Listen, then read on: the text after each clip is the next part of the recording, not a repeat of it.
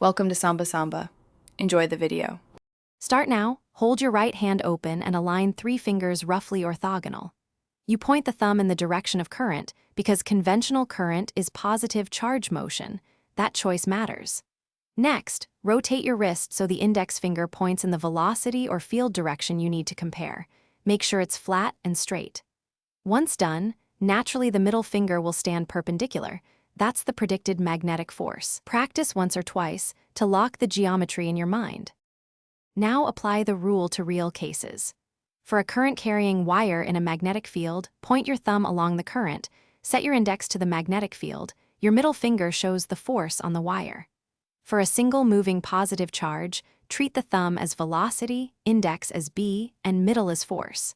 If the charge is negative, reverse the force direction. In practice, flip the middle finger or reverse the thumb. That sign flip is the only tricky detail you must remember and why the rule works. Finish by tackling angled and multi-vector problems.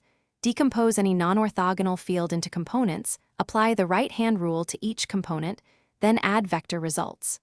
Once done, ensure you used conventional current and the correct vector order.